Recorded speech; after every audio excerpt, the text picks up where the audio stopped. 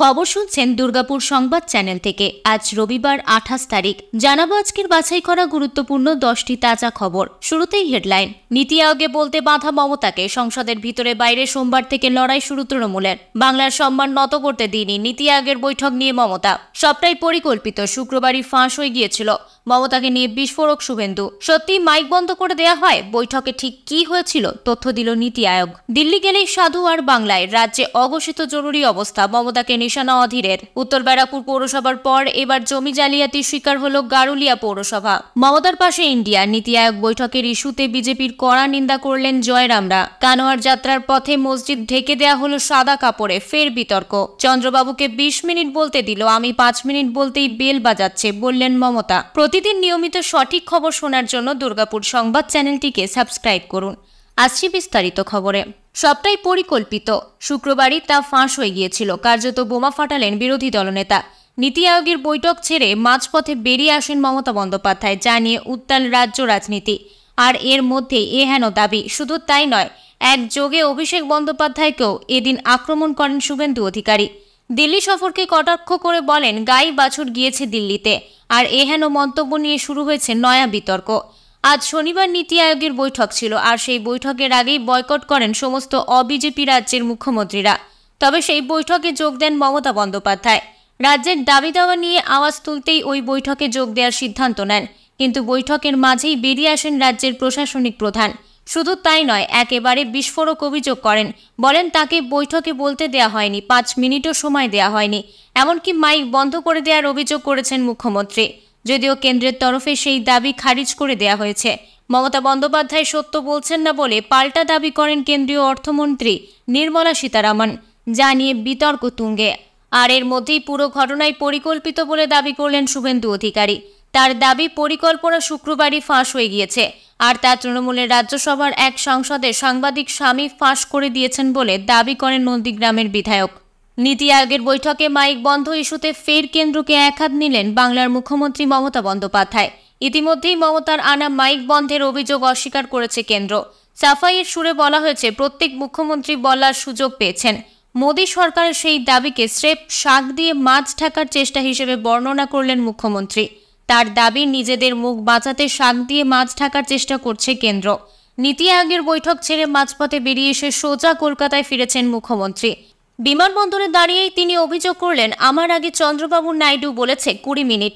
অসম, অরুণাচল, ছত্তিশগড়, গোয়ার মুখ্যমন্ত্রীরা কেউ 15 মিনিট বলেছে, কেউ 16 মিনিট বলেছে, কেউ 20 মিনিট বলছে। আর আমারটা যেই 5 মিনিটে পড়তে যাবে, সঙ্গে সঙ্গে বেল টিপে স্টপ স্টপ বলে দেয়া হলো। মুখ্যমন্ত্রীর দাবি, এরপরই তিনি ওয়াকআউট করে চলে আসেন। বস্তুত নীতি আয়োগের বৈঠক থেকে বেরিয়েই মমতা দাবি করেছিলেন তার মাইক বন্ধ করে দেয়া হয়েছে। কেন্দ্র অবশ্য মমতার মাইক বন্ধের অভিযোগ অস্বীকার করছে। প্রেস কনফারেন্স ব্যুরোর তরফে টুইট করে দাবি করা হয়েছে, নীতি আয়োগের বৈঠকে তার মাইক বন্ধ করে দেওয়ার যে অভিযোগ করেছেন বাংলার মুখ্যমন্ত্রী, সেটা বিভ্রান্তিকর। পিআইবির দাবি, মমতাকে একটি ঘড়ি দেখানো হয়েছিল তার বলার সময়সীমা শেষ হয়ে আসছে সেটা বোঝাতে। এমনকি ঘণ্টাও বাজানো হয়নি। অর্থমন্ত্রী নির্মলা সীতারামনও দাবি করেছেন, সব মুখ্যমন্ত্রীকে সমানভাবে বলার সুযোগ দেয়া হয়েছে। মমতা যে অভিযোগ করেছেন সেটা সঠিক নয়। নির্মলার সাফাই সম্পর্কে প্রশ্ন করা হলে মুখ্যমন্ত্রী সাফ বলে দেন, এটা পুরোটাই শাক দিয়ে মাছ ঢাকার চেষ্টা। নিজেদের মুখ বাঁচাতে এখন শাক দিয়ে মাছ ঢাকতে চাইছে। আমি একজন সিনিয়র পলিটিশিয়ান, এতবারের জনপ্রতিনিধি, তাকে অসম্মান করা হয়েছে। 5 মিনিট হতে না হতেই বারবার ঘণ্টা বাজিয়ে থামানো হয়েছে। সেটার মানেটা কি? মমতার কথায় বিরোধী দলগুলির একমাত্র প্রতিনিধি হিসেবে আমি গিয়েছিলাম, অথচ আমার সঙ্গেই এই আচরণ করা হলো। এটা সব বিরোধীদের অপমান। এখন মুখ বাঁচানোর চেষ্টা করছে। বাংলার বঞ্চনা মানছি না। বৈঠক বয়কট করে ঠিক করেছি। প্রিয় দর্শক, একটু মন দিয়ে শুনবেন। ইউটিউবের নানা রকম ভুয়ো খবরে ছড়াছড়ি, সে বিষয়ে আমরা যথাযথ সতর্ক থেকেই খবর পরিবেশন করি। যে কোনো খবরের সত্যাসত্য যাচাই করে তবেই আপনাদের কাছে তা পৌঁছে দেওয়া আমাদের কর্তব্য। আপনারা আমাদের সঙ্গে থাকুন। ঠিক ও তথ্যনিষ্ঠ খবর তুলে ধরার ক্ষেত্রে আপনাদের সহায়তা আন্তরিকভাবে কাম্য। উত্তর ব্যারাকপুর পৌরসভার পর এবার জমি জালিয়াতির শিকার হলো গারুলিয়া পৌরসভা। পৌরসভার থেকে লিজে জমি নিয়ে সেটা অন্যত্র বিক্রি করে দেওয়ার মতো জালিয়াতির ঘটনা সামনে আসতেই প্রশাসনের দ্বারস্থ হলেন গারুলিয়া পৌরসভার পৌরপ্রধান রমেন দাস। সূত্রের খবর অনুযায়ী প্রায় 90 বছর আগে গারুলিয়া পৌরসভার তৎকালীন পৌর কর্তৃপক্ষ জনৈক এক ব্যক্তিকে পৌরসভার কিছু জমি লিজ দেয়। এর মাঝে কেটে গেছে বহু বছর, কিন্তু সম্প্রতি ওই লিজ দেওয়া জমিটি মিউটেশনের জন্য পৌরসভায় গেলে স্থানীয় কাউন্সিলর হামিদ হোসেনের বিষয়টি নজরে আসে এবং তিনি জমিটি নিয়ে পৌর প্রধানের কাছে সন্দেহ প্রকাশ করেন ও জমির মিউটেশন আটকে দেন। এরপর পৌরপ্রধান পৌরসভার জমি সংক্রান্ত সমস্ত কাগজ খতিয়ে দেখে বিএলআরও দপ্তর সহ ওই বিষয় সংক্রান্ত একাধিক দপ্তরের দ্বারস্থ হয়েছেন। এদিন এই সম্পর্কে পৌরপ্রধান বলেন, লিজে পৌরসভার জমি কাউকে গোপন করে হস্তান্তর করা হয়েছে, যেটা করা অবৈধ, তাই আমরা সংশ্লিষ্ট দপ্তরের দ্বারস্থ হয়েছি। যদিও ওই লিজ দেয়া জমিটি এখনও 7 বা 8 বছর যাকে লিজ দেওয়া হয়েছে তার অধীনে থাকার কথা, কিন্তু সেই জমি অন্যকে বিক্রি করা সম্ভব নয়। তবে সরকারি জমি নিয়ে এই ধরনের অবাক করা জালিয়াতিতে নড়ে চড়ে বসছে প্রশাসন। এদিকে মুখ্যমন্ত্রীর লোটো নিয়ে বক্তব্যের পরই নড়ে চড়ে বসল পুলিশ প্রশাসন। শুক্রবার বারাসতের একাধিক জায়গায় বারাসত পুলিশের এসওজি এবং অ্যান্টি ক্রাইম টিম বেশ কিছু জায়গায় অভিযান চালায়, যেখানে অনলাইনের মাধ্যমে অবৈধভাবে লোটো খেলানো হয়। এই ঘটনায় বারাসত থানায় 9 জনকে গ্রেপ্তার করেন বারাসত থানার পুলিশ আধিকারিকেরা। এছাড়াও ওই অবৈধ দোকানগুলি থেকে সর্বমোট 7টি কম্পিউটার এবং 10টি মোবাইল ফোন বারাসত থানার পুলিশ আধিকারিকরা সিজ করেন। বিধানসভা নির্বাচনের আগে মহারাষ্ট্রের রাজনৈতিক নেতাদের মধ্যে তীব্র বাকযুদ্ধ শুরু হয়েছে। কিছুদিন আগে মহারাষ্ট্রে এসেছিলেন কেন্দ্রীয় স্বরাষ্ট্রমন্ত্রী অমিত শাহ।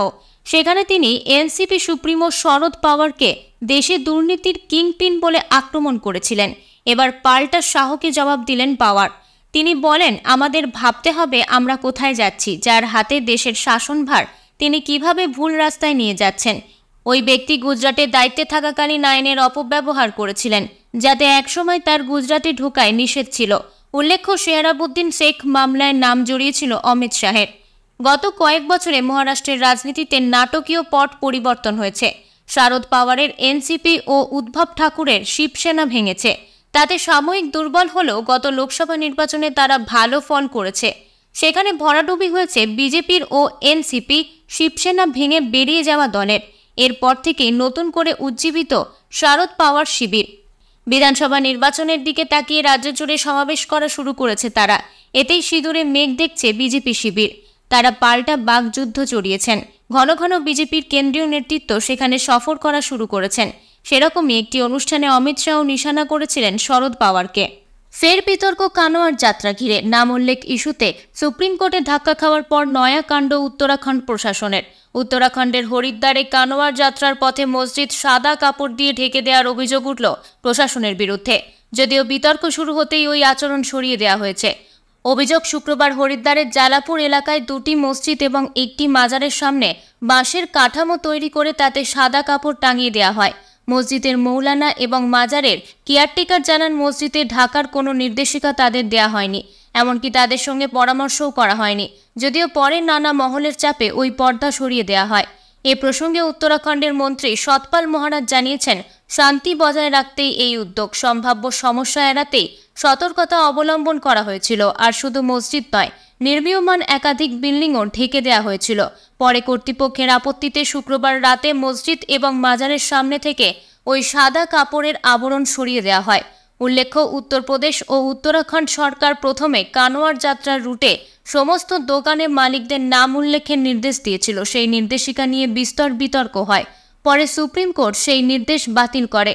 আদালত শেষ পর্যন্ত জানায়, কেউ চাইলে দোকানের নাম লিখে রাখতেই পারেন, সেটা ঐচ্ছিক। ওই নির্দেশ নিয়ে বিতর্কের মধ্যেই এবার আবরণ বিতর্ক। এই খবর শুনছেন আপনারা দুর্গাপুর সংবাদ থেকে। ডেঙ্গু সচেতনতা বার্তা সহ ড্রোন দিয়ে পৌর এলাকার ছাদে জমা জলে বিশেষ নজরদারি পৌরসভার। 48 ঘন্টার মধ্যে জমা জল পরিষ্কার না করলে আইনি পদক্ষেপের হুঁশিয়ারি বনগাঁ পুরসভার পৌর প্রধানের। কড়া অবস্থান পৌর প্রধানের। পৌর এলাকায় ডেঙ্গু নিয়ে সচেতন করতে শনিবার সকালে বনগাঁ পৌরসভার উদ্যোগে র্যালির আয়োজন করা হয়। এই র্যালিতে উপস্থিত ছিলেন পৌরসভার পৌর প্রধান সহ কাউন্সিলররা। এছাড়াও ছিলেন পৌরসভার স্বাস্থ্য বিভাগের কর্মীরা। উপস্থিত ছিলেন বনগাঁ মহকুমা হাসপাতালের চিকিৎসক সহ বনগাঁ থানার আইসি শিবু ঘোষ। ডেঙ্গু সচেতনতা র্যালি থেকে পৌর এলাকার মানুষকে বিশেষভাবে সতর্ক করা হয়। বাড়িতে জমা জল থাকলে তা দ্রুত পরিষ্কার করার কথা বলা হয়। এছাড়াও ড্রোন উড়িয়ে বনগাঁ বাজারের বহুতল বিল্ডিংয়ের ছাদের বিশেষ নজরদারিও চালায়। যে বিল্ডিংয়ের ছাদে জল জমে আছে তাদের মালিকদের 48 ঘন্টার সময় দেওয়া হয় জমা জল পরিষ্কার করার জন্য। যদি তা না করা হয় তাহলে তার বিরুদ্ধে আইনি পদক্ষেপ নেওয়া হবে বলেও জানান পৌরপ্রধান গোপাল শেঠ। শনিবারের এই র্যালিটি পৌরসভা থেকে শুরু হয়ে থানার মোড় ঘুরে মতিগঞ্জ হয়ে 1 নম্বর গেটে গিয়ে শেষ হয়। এই র্যালি থেকে বনগাঁর নাগরিকদের ডেঙ্গু থেকে সতর্ক থাকার পরামর্শ দেওয়া হয়। সহশিক্ষককে হেনস্থার অভিযোগ উঠল স্কুলের প্রধান শিক্ষকের বিরুদ্ধে। প্রধান শিক্ষিকার হাতে সহশিক্ষক হেনস্থার ঘটনায় সোচ্চার স্কুলের পড়ুয়ারা। ঘটনার প্রতিবাদে পথ অবরোধে বসে স্কুলের পড়ুয়ারা। শনিবার স্কুলের সামনে কাল্লা বর্ধমান রোড অবরোধ করে প্রতিবাদ জানায় পড়ুয়ারা। স্তব্ধ হয়ে গেল কাল্লা বর্ধমান রোড, সৃষ্টি হয় বিশাল যানজটের। পরিস্থিতি সামাল দিতে শেষে মাঠে নামতে হলো পুলিশকে। পড়ুয়াদের বুঝিয়ে শান্ত করে শেষে অবরোধ তোলে পুলিশ। স্বাভাবিক হয় সেখানকার পরিস্থিতি। স্থানীয় সূত্রে খবর, গত বুধবার ধাত্রীগ্রাম উচ্চ বিদ্যালয়ের প্রধান শিক্ষিকা কাবেরী সরকার স্কুলে আসতে দেরি করেন। তা নিয়ে স্কুলের সহশিক্ষক সুদর্শন নাথের সঙ্গে তার ঝামেলা হয়। কেন তিনি দেরি করে তুলেছেন এই প্রশ্ন করতে সুদর্শন নাথকে হেনস্থা এবং মারধর করার অভিযোগ ওঠে প্রধান শিক্ষিকার বিরুদ্ধে। ঘটনা গড়ায় থানা পর্যন্ত। কেন সুদর্শন বাবুকে হেনস্থা করা হয়েছিল সেই প্রশ্ন তুলতে থাকে পড়ুয়ারা। পড়ুয়াদের এই প্রশ্নে প্রধান শিক্ষিকা স্কুল ছেড়ে চলে যায়। স্কুলের সামনে কাল্লা বর্ধমান রোড অবরোধ করে প্রতিবাদ জানায় পড়ুয়ারা। এলাকায় ব্যাপক যানজটেরও সৃষ্টি হয়। দীর্ঘক্ষণ পথ অবরোধের পর পুলিশি আশ্বাসে অবরোধ উঠে যায়। এ প্রসঙ্গে প্রধান শিক্ষিকার দাবি, তার বিরুদ্ধে যে অভিযোগ উঠেছে তা সর্বৈব মিথ্যা। তিনি বলছেন, সিসিটিভি চেক করলেই গোটা বিষয়টা পরিষ্কার হয়ে যাবে। যদিও স্কুলের পড়ুয়ারা বলছে প্রধান শিক্ষিকা প্রায়শই দেরি করে আসেন। এটা নিয়ে প্রশ্ন করতেই আর এক শিক্ষককে তিনি হেনস্থা করেন, মারধর করেন। সান্ধ্য ভ্রমণ করতে গিয়ে পার্কে ময়লা কুড়োলেন মেয়র। সম্প্রতি এ ঘটনায় শোরগোল পড়ে গিয়েছে। শুক্রবার বিকেলে সান্ধ্য ভ্রমণ করতে চেতলা পার্কে গিয়েছিলেন কলকাতা পুরসভার মেয়র ফিরহাদ হাকিম। সেখানে গিয়ে দেখেন যত্রতত্র চিপসের প্যাকেট, ঠান্ডা পানীয়ের বোতল পড়ে। দ্রুত তা কুড়োতে শুরু করেন। মেয়রকে এ কাজ করতে দেখে হকচকিয়ে যান পার্কের সহনাগরিকরা। মেয়র জানিয়েছেন, পার্কের মধ্যে যে যা খাচ্ছেন প্যাকেটটা ফেলে দিয়ে চলে যাচ্ছেন। দেখে এত খারাপ লাগলো, তুলে তুলে ডাস্টবিনে ফেললাম। হাঁটতে গিয়ে ইভিনিং ওয়াক কম করলাম, কাগজ কুড়ুনির কাজ বেশি করলাম। এই সমস্যা শুধু চেতলা পার্কের সমস্যা নয়, সব পার্কেই হচ্ছে। রবীন্দ্র সরোবরেও একই অবস্থা। মেয়র হয়ে এই কাজ কেন করতে হলো? ফিরহাদের আফসোস, মানুষের সচেতনতা কম। প্লাস্টিক কুড়িয়ে ফেলতে গিয়ে দেখলাম কয়েক পা অন্তর ডাস্টবিন, তাও কেউ সেখানে ময়লা ফেলছে না। এই বর্ষায় যত্রতত্র ময়লা ফেললে আশঙ্কা রয়েছে ডেঙ্গুরও। ফেলে দেওয়া আইসক্রিমের কাপ, থার্মোকলের বাটিতে জল জমে ডেঙ্গুর বাহক এডিস ইজিপ্টাইপের জন্ম হয়। শহর কলকাতার চিন্তা বাড়িয়েছে পরিত্যক্ত জমি। প্রতিটি ওয়ার্ডেই এমন একাধিক জমি রয়েছে। ব্যক্তিগত মালিকানাধীন এই সমস্ত জমি দেওয়াল ঘেরা। কলকাতার বাসিন্দাদের একাংশ সকালের ময়লার গাড়িতে ময়লা না ফেলে এই সমস্ত পরিত্যক্ত জমিতে ফেলে দেন। বেহালার শিলপাড়া থেকে মেয়র ফিরহাদ হাকিমের কাছে অভিযোগ করছেন রীনা চট্টোপাধ্যায়। তার কথায় জমিটা জঙ্গলাকীর্ণ। দিনের বেলা বাঘ ঢুকে থাকলেও বোঝা যাবে না। বর্ষার মৌসুমে ডেঙ্গু সংক্রমণের আতঙ্কে আছি, পরিষ্কার করে দিন। ক্ষুব্ধ ফিরহাদ জানিয়েছেন, গত বছরই জমিটা পরিষ্কার করিয়েছিলাম, 1 বছরও হয়নি, ফের জঙ্গলে ভরে গিয়েছে। এভাবে চলতে পারে না। নিয়ম অনুযায়ী কারোর ব্যক্তিগত জমি পুরসভা পরিষ্কার করলে পরিচ্ছন্নতা বাবদ একটা চার্জ জমির মালিকের নামে অ্যাসেসমেন্টে যোগ হয়ে যায়। এদিন পুরস্বাস্থ্য দপ্তরের প্রতি ফিরহাদের নির্দেশ, কলকাতা জুড়ে এমন যত ব্যক্তিগত মালিকানাধীন অপরিষ্কার নোংরা জমি রয়েছে তাদের মালিকদের নামে মিউনিসিপ্যালিটি কোর্টে কেস করুন। কোর্ট অবধি টেনে না আনলে এদের টনক নড়বে না। এতক্ষণ খবর শুনছিলেন দুর্গাপুর সংবাদ চ্যানেল থেকে। খবর আজকের মতন এই পর্যন্তই। ধন্যবাদ।